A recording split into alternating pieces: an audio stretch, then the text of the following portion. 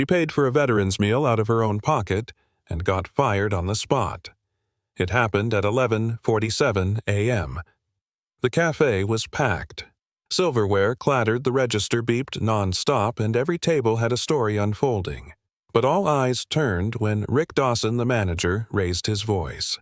"This is a business, not a soup kitchen," he barked. Melly, Carter, 29, stood there still in her damp apron, lips pressed together, fists clenched at her sides. She had just paid $10, her own tip money, for a hot plate of meatloaf, green beans, and mashed potatoes. For a man who hadn't said much, only that he was cold and used to be someone. Rick fired her, right there, loud enough for the whole cafe to hear. Then the bell above the door rang. 4 men stepped inside. Boots, uniforms, medals, and from that moment on no one picked up their fork. No one said a word. The room held its breath.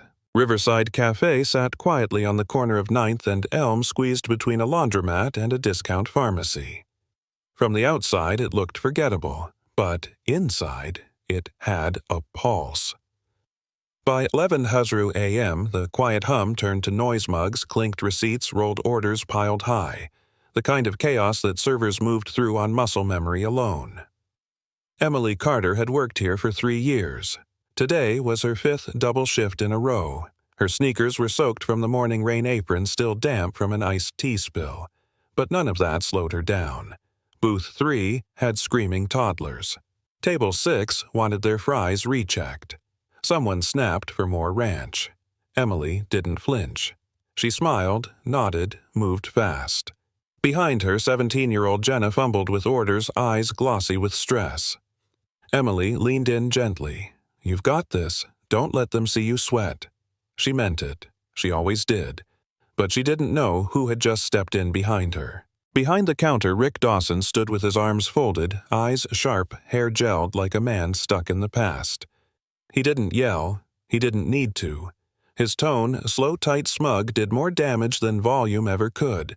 He was the kind of manager who treated authority like a game he had to win every day.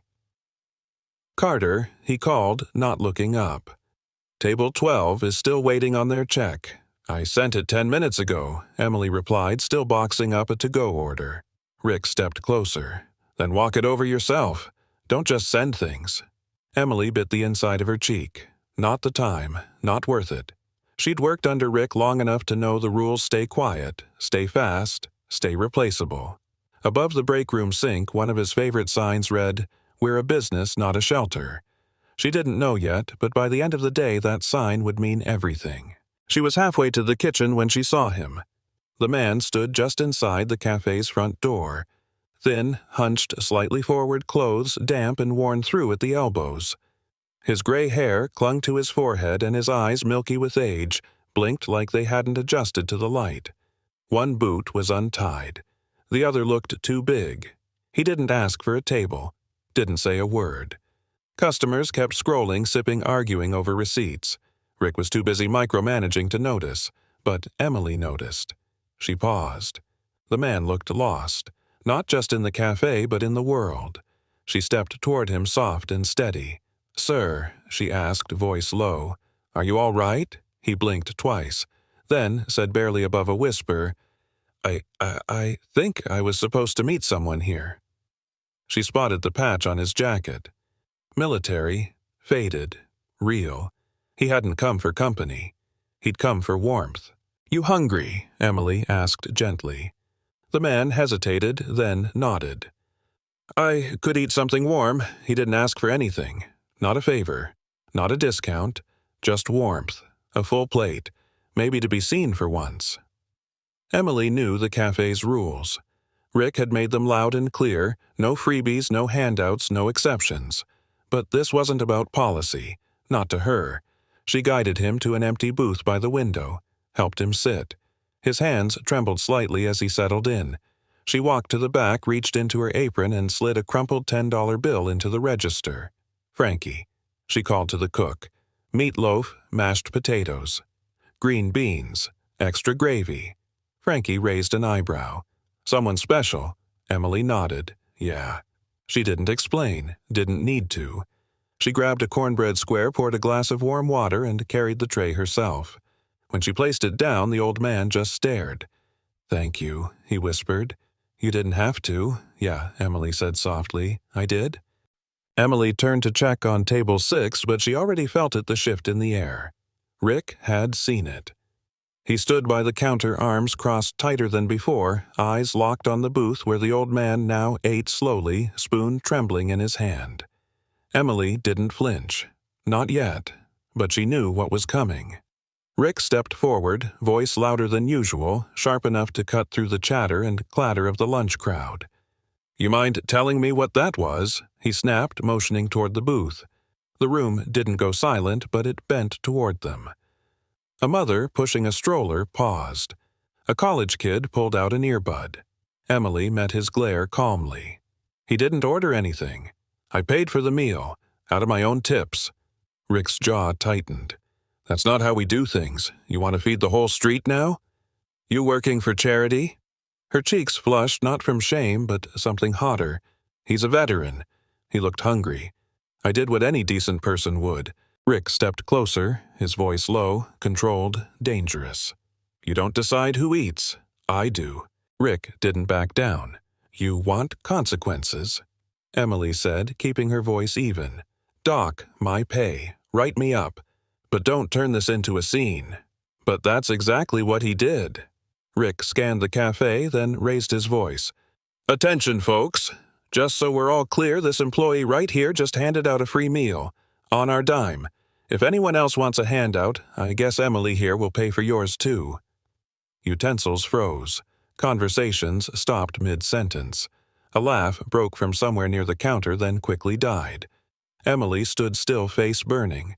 She didn't move, didn't cry. The old man looked up from his meal, confused.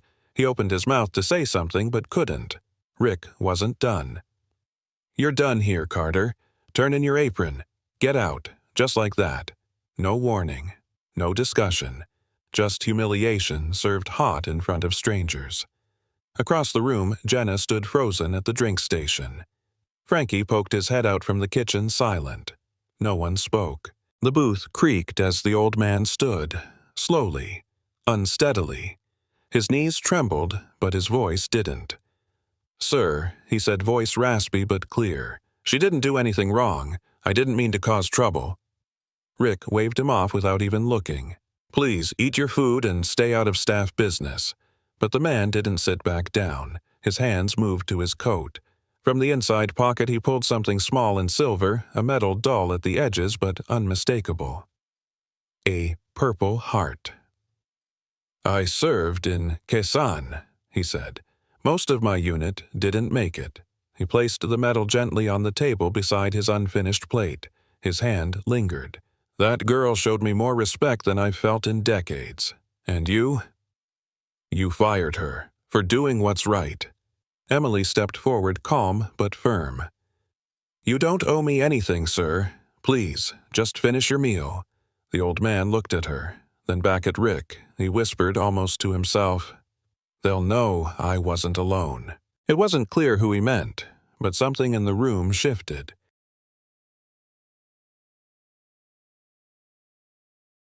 Emily didn't say a word. She reached behind her back, untied her apron, slowly folded it with care, and placed it on the counter. No tears, no scene, just silence. She walked past the booth, gently resting her hand on the old man's shoulder. "It's okay," she whispered. "Really, it's okay." But his eyes, glassy with something deeper than confusion, locked onto hers. "They'll come," he said again softly. "They always come." Outside, the rain had picked up. A fine mist clung to her jacket as she stepped toward the bus stop. The air smelled like wet pavement and coffee grounds. She stood there, holding the folded apron in both hands like it still meant something. Inside, Rick straightened his collar and barked orders at no one in particular, trying to reclaim control. But people were still watching.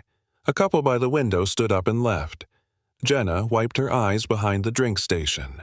The old man sat alone, chewing slowly, each bite like it carried a memory too heavy to swallow. No one knew what was coming, but it was already on its way. Inside Riverside Cafe, Rick Dawson walked like a man who thought he'd won.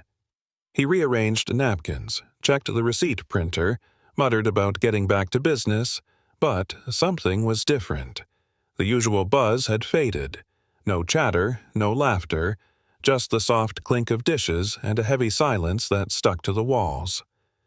Customers glanced toward the booth by the window. The old man still sat there eating slowly. His coat had fallen open, revealing a line of medals stitched inside, barely holding on like memories stitched to fabric. Across the room, someone whispered. Someone else recorded. Rick didn't notice. Or maybe he didn't care. He snapped at Jenna when she dropped a fork. His voice no longer smug, just tight. Stretched. "Frankie," he yelled toward the kitchen. "Scramble and hash for table 5 now." "Nothing, Frankie." The reply came slow and distant. "I heard you." Rick gritted his teeth. Then, "Act like it." But Frankie still didn't move. And outside, across the street, someone in uniform stepped out of a black SUV. The bell above the cafe door jingled. Once, twice, then again. 4 men stepped inside. Boots hitting tile in sharp, heavy rhythm. They didn't speak. They didn't need to. Their presence said enough. Uniforms crisp, shoulders squared. One wore sergeant stripes. Another had a scar that traced under his chin like a story never told out loud. They walked with the calm authority that made the room go still. Rick looked up mid-sentence and froze. The air changed. Even the sizzle from the kitchen seemed to go quiet. One of the Marines scanned the cafe, eyes locking onto the booth by the window. There he was, the old man, still sitting there, still chewing quietly, still alone, except now, not really. The lead Marine stepped forward, voice steady. "Sir," he said to the veteran, "we got your message." The old man looked up, eyes clearer than before. "I didn't mean to cause trouble," he said softly. "But she got fired. For feeding me." The Marine nodded once. "Yes, sir. That's why we're here." Rick stepped out from behind the counter, forcing a smile that didn't reach his eyes. "Can I help you, gentlemen?" he asked, voice tight, calculated. The tallest Marine, stone-faced, eyes unreadable, looked him over. "You the one in charge here, I am," Rick said. "And I'd appreciate it if you didn't interfere with my staff or my policies." "Your staff," another Marine cut in. "From what we've seen, your staff included a woman who gave up her own money to feed a veteran. That's not interference, that's integrity." Rick's smile slipped. "This is a business," he said quickly. "We have rules." She broke them. The lead Marine sergeant by his pins took a step closer. No threat in his posture, just wait. "You fired someone," he said, "for showing compassion to a man who wore this country's uniform.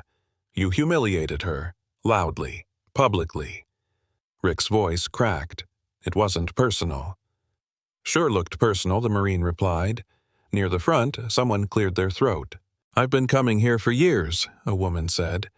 "That girl remembers how I take my coffee, more than I can say for you, and the room started to turn. The cafe, once filled with quiet glances and tight shoulders, began to stir. Near the corner booth, a man in a hoodie stood up, young, early 20s.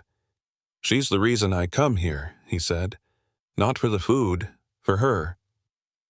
Jenna stepped out from behind the drink station, voice small but clear.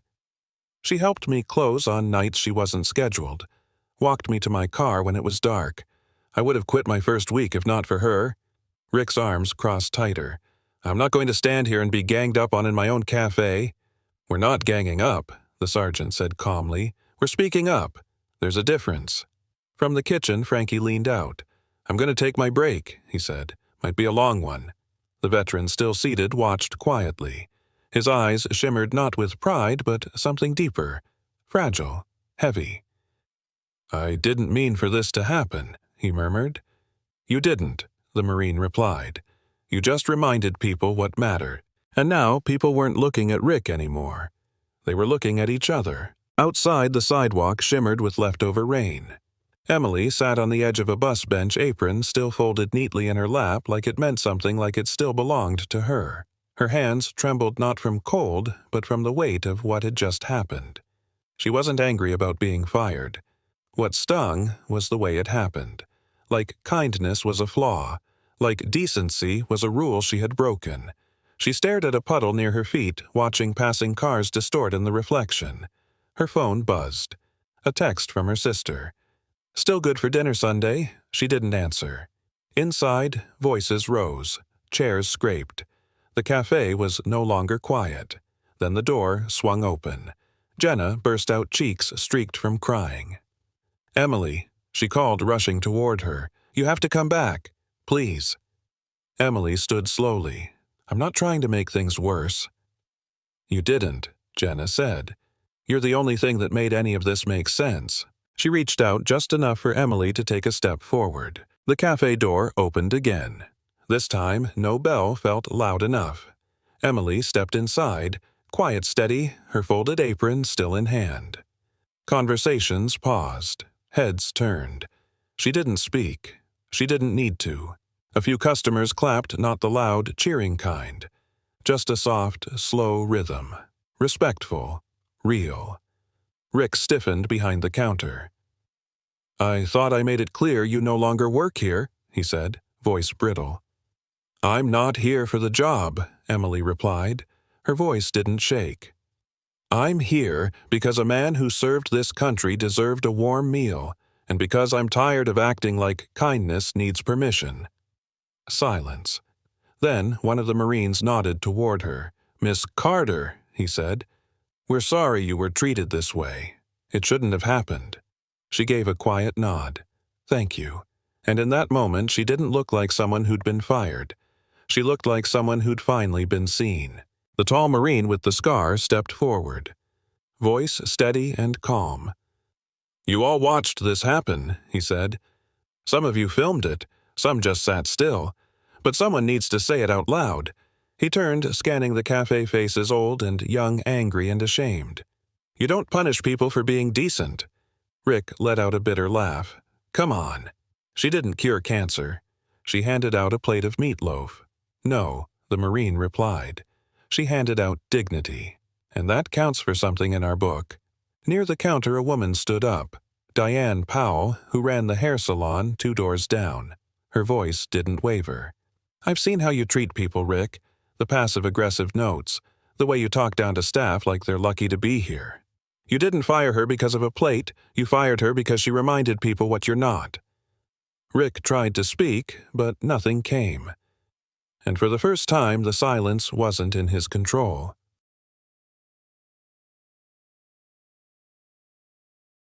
Near the back, Mike Sanders, an Uber driver who came in every weekday, stood up clutching his coffee. "I've been coming here since this place opened," he said. "Never had an issue with anyone. Except you." He looked straight at Rick. "You walk around like we owe you something. But it's Emily who made this place feel like it mattered.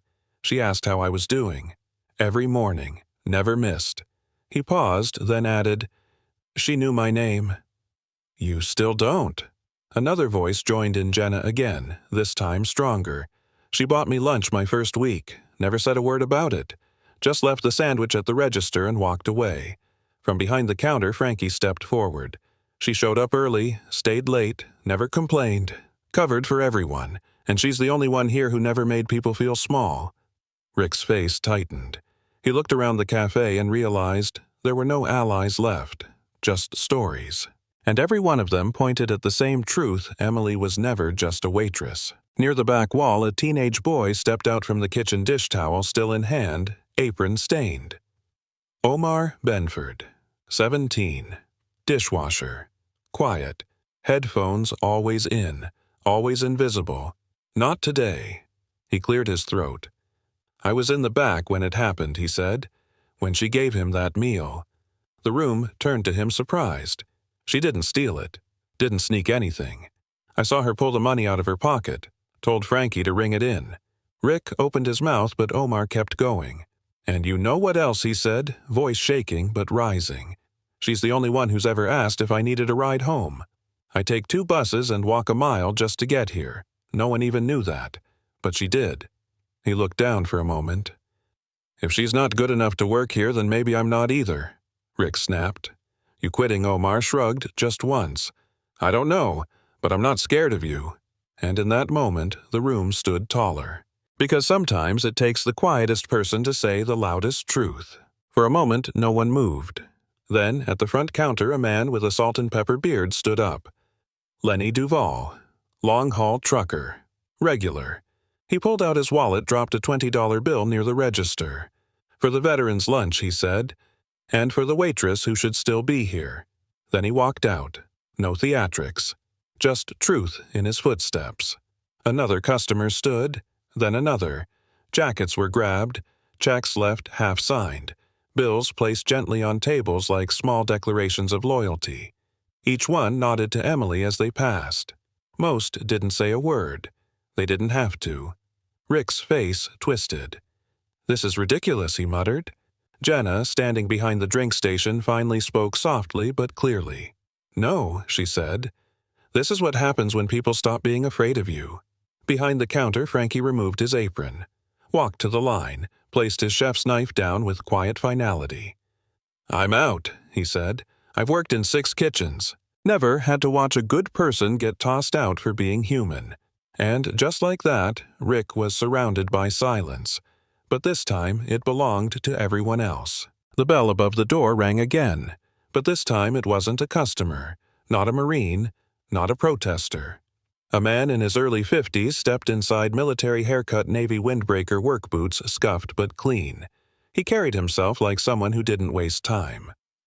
"Emily Carter?" he asked, scanning the room. She stepped forward slowly. "That's me. I'm Thomas Blake. I run a Veterans Resource Center on 5th. Word about today spread fast." Rick scoffed. "This isn't a hiring fair." Thomas didn't even glance at him. "Emily," he said, "if you're not already taken, we'd be proud to offer you a full-time position at our center. Better hours, better pay, real purpose." Emily blinked, stunned. "Why would you do that?" He smiled. "Because Walter Whitaker isn't just a veteran. He's my uncle. And when he says someone showed him respect, real respect, I believe him." The room went still. Rick didn't have a comeback. Because what just entered the cafe wasn't just a job offer.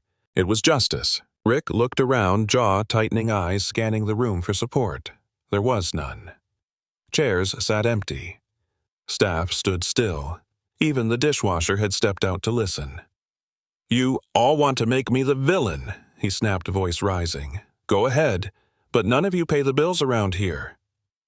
At the doorway, Diane crossed her arms. "Maybe not, but we kept the lights on. Every haircut I sent here, every order we placed, every tip left behind it was because of her, not you." Emily said nothing. She didn't have to. Rick turned toward Frankie. "So, what now, you're a hero too?" Frankie didn't even blink. "No, but I know one when I see one."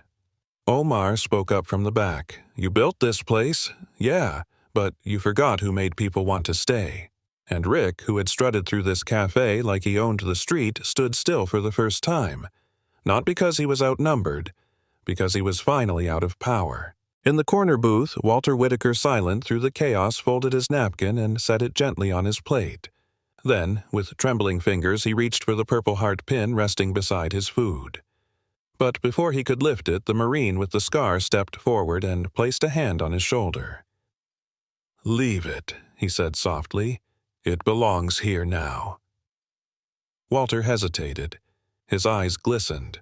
Then he nodded, just once.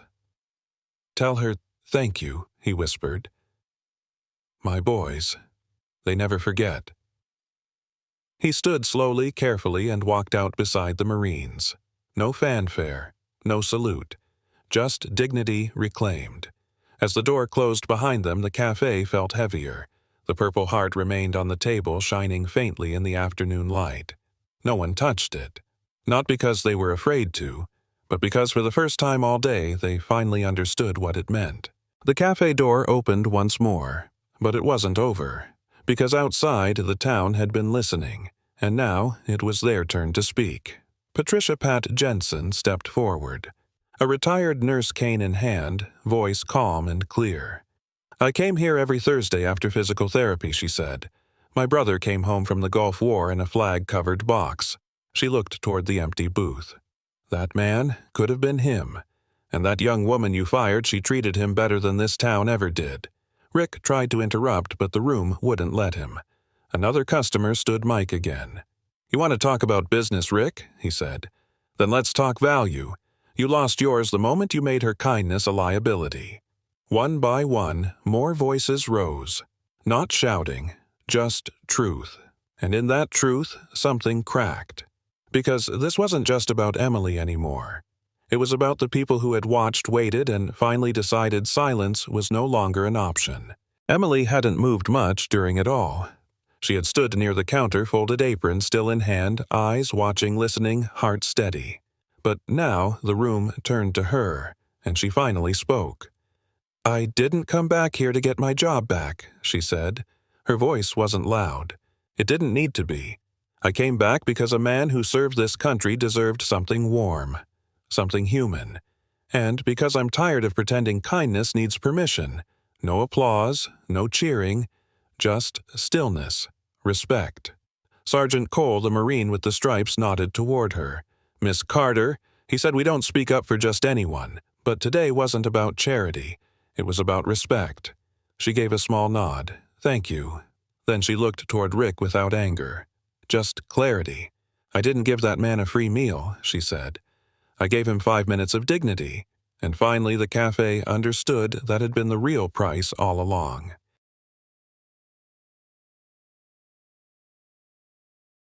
From near the front, Diane Powell, owner of the hair salon 2 doors down, stepped forward again. This time she didn't hesitate. "Rick," she said, voice sharp but steady. "I've known you for years. I've watched how you run this place." He folded his arms, bracing. "You didn't fire Emily because of a $10 plate?" she continued. "You fired her because she reminded people what you're not." Rick opened his mouth to argue, but Diane cut him off. She didn't brag, didn't posture, she just acted. Quietly, decently. "And that scared you?" He scoffed. "That's not true." Mike Sanders spoke up from his seat, still holding his cold coffee. "You never once said good morning to me, Rick. Not in 2 years. Emily did, every time."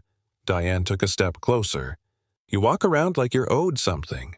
But she's the one who gave without asking for anything back." Rick's jaw clenched. But this time the room didn't wait for his reply, because the truth had already landed. And it was louder than anything he could say. For a moment it was quiet again. Then, from the side of the room, Jenna, barely holding back tears, stepped forward. Her voice cracked. "I should have said something," she whispered. "When he fired you, I just froze." Emily turned to her gently. "You didn't owe me anything," she said. But Jenna shook her head. "No, I did. You were the only reason I stayed my first week. When everyone else looked past me, you looked at me." She looked at Rick, now trembling. "She helped me get my brakes fixed, paid for half without me asking. Just said, 'Drive safe,' and never mentioned it again." Jenna wiped her cheek with the sleeve of her uniform. She made this place feel safe. Not perfect, but safe. Emily stepped closer, placed a hand on her shoulder. "It's okay," she said quietly. But in Jenna's face and in the faces around the cafe it was clear it hadn't been okay. Until now. Outside, the drizzle had slowed to a light mist, but the sidewalk was no longer empty. People had started to gather.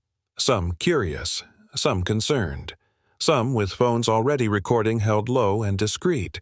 Word had spread fast through Text's veteran network's social media. What started as a small scene inside a quiet cafe had become something more. From inside, Emily glanced toward the front window. She saw faces she didn't recognize standing shoulder to shoulder beneath gray skies. No chanting, no signs, just presence. One woman held up her phone and whispered to a man beside her. "That's her. That's the waitress." Inside, Rick noticed, too. His expression faltered. He tried to wave it off. "This isn't a circus," he muttered. But the room didn't agree. Because people hadn't come for a show. They'd come because they'd heard something rare happened here. Someone stood up, and others followed. The cafe door opened again softly this time. A young woman stepped inside, notepad in hand, press badge clipped to her coat. She looked around the room at the empty tables, the Purple Heart still resting on the booth, the silent crowd, and walked up to the counter. "I'm with the Eugene Ledger," she said gently. "Do you mind if I ask what happened here?" Rick groaned, the kind that tried to sound annoyed but landed closer to panic. "You've got to be kidding me." From his seat, Mike leaned back, arms folded. "Oh, it's serious now." The reporter turned to Emily. "Would you be willing to share your version?" Emily hesitated. Not because she was afraid, but because she knew this story wasn't about her. Still, she nodded once. Rick turned away muttering about policy and damage control, but it was already too late, because someone had pressed record hours ago, and now the world was listening. By sundown, the video had already been shared over 1,000 times. It started in local Facebook groups, then veteran forums, then Twitter, Reddit. People didn't just watch, they reacted. One clip showed the moment Emily walked back into the cafe, quiet and calm, apron still in hand. Another zoomed in on the purple heart left behind on a paper napkin. A third captured the Marine saying, "You don't punish people for being decent." The comments came fast and hard. She did more in one act than most people do in a lifetime. The real disgrace isn't that she was fired. It's how long no one said anything.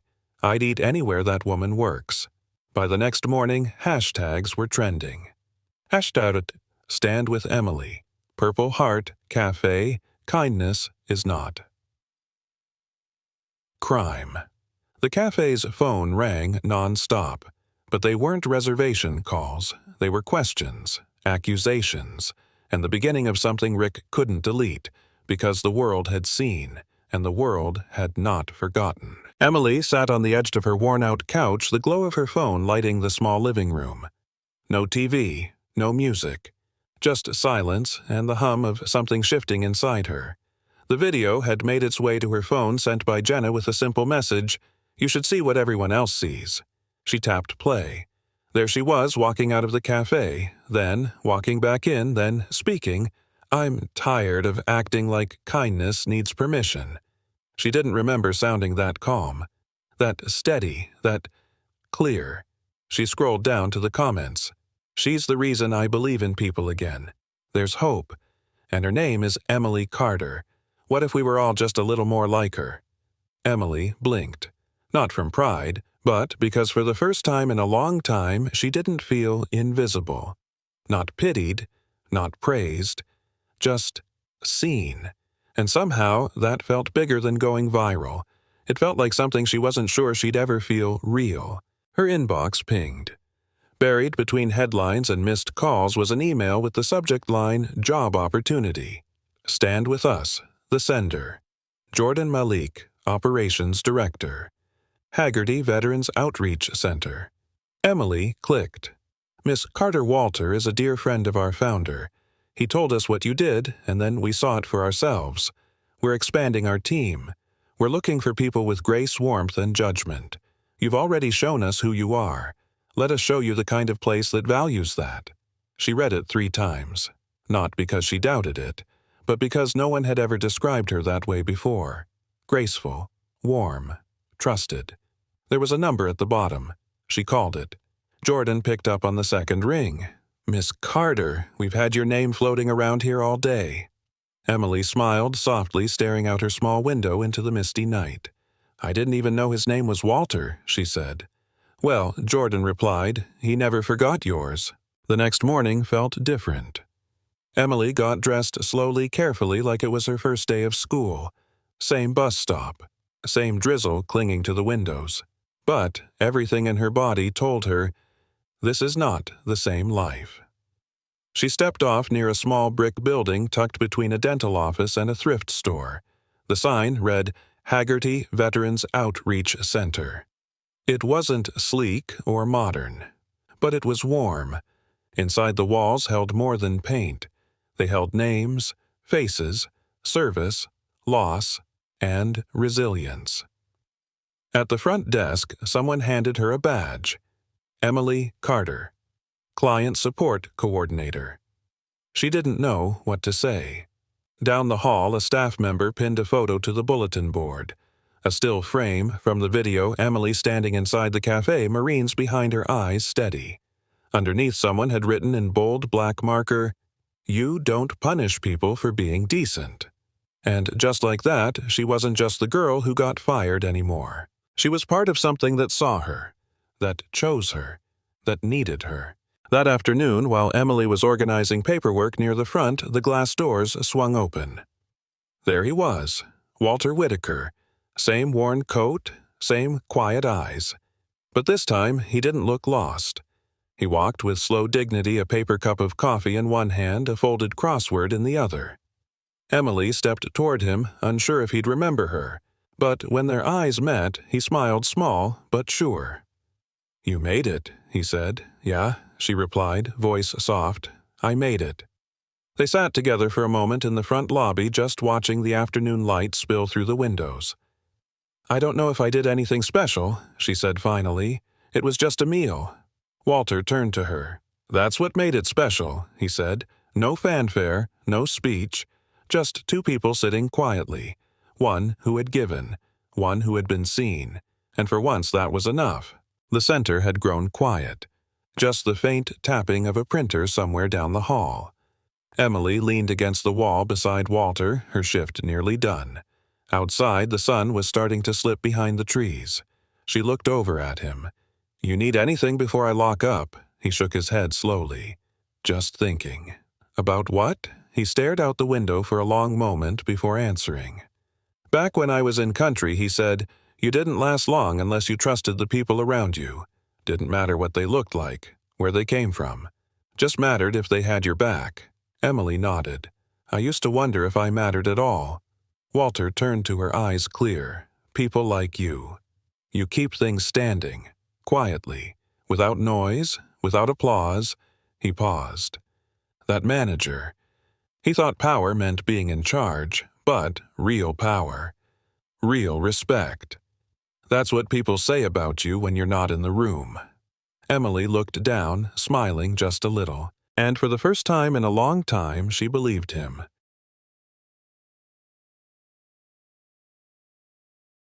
They sat in a silence that wasn't empty, just full of things that didn't need to be said. After a while, Emily glanced at Walter. "I never asked," she said softly. "Did you really call them the Marines?" Walter gave a dry chuckle. "No, I didn't have to." He leaned back, blanket tucked over his knees, voice fading into memory.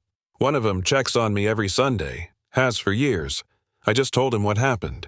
Told him a good woman lost her job for being kind." He paused. That was enough. Emily blinked, heart catching in her chest. Just that, Walter nodded. "When you're good to one of us, you're good to all of us." He didn't say it with drama. No big speech, no salute. Just the simple gravity of someone who'd seen enough of the world to know loyalty doesn't need volume. It just needs truth. Later that afternoon, Emily was wiping down a counter when the front door opened again. A woman stepped inside, dressed in business casual, clutching her handbag like it was a shield. She looked out of place, polished, hesitant. Unsure. "I'm looking for Emily Carter," she said softly. Emily stepped forward. "That's me." The woman offered a hand. "I'm Helen Graves, silent partner at Riverside Cafe." Or I was. Emily said nothing, just listened.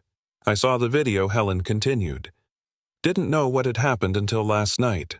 I was horrified." She looked down, ashamed. "I should have paid more attention. That's on me." Emily nodded politely, offering no judgment. Helen reached into her bag and pulled out a small envelope. "I'm separating from Rick. We're having the cafe appraised now it's going up for sale." She held out the envelope. "This is from me. Personally. No strings attached." Emily looked at it, but didn't reach. "I didn't do it for anything back," she said gently. "I know," Helen replied. "That's exactly why you deserve it." And with that, she left. Quiet, but changed. Emily didn't open the envelope. Not right away. It stayed tucked inside her bag as she finished the day helping an elderly couple fill out housing forms, sorting pantry donations, offering quiet smiles to veterans who had seen far more than she ever would. The outreach center wasn't glamorous. No music, no tips, no espresso machines. Just real people. Real need. Real purpose. And something she hadn't felt in years, peace. By the time the lights dimmed and chairs were stacked, the envelope was still there, untouched. It wasn't the money she avoided, it was what it meant. that someone had seen her, valued her, not for what she looked like, not for what she did, but for who she had quietly been all along. And that truth, it wasn't loud. It didn't need to be. Because the moment she'd chosen kindness, everything had already begun to change. The outreach center had settled into its evening rhythm. Fax machines quiet, phones silent. Just the shuffle of closing files and the low hum of the hallway lights. Emily sat at her desk sorting intake forms. Outside, the sun dipped low, painting the sky with soft oranges and washed-out blues. Through the window, everything felt still, like the world had exhaled. At the far end of the room, Walter Whitaker sat in his usual chair, blanket over his knees, staring out the glass as if he were waiting for something. Emily walked over slowly. "You need anything before I lock up?" she asked. He didn't answer right away.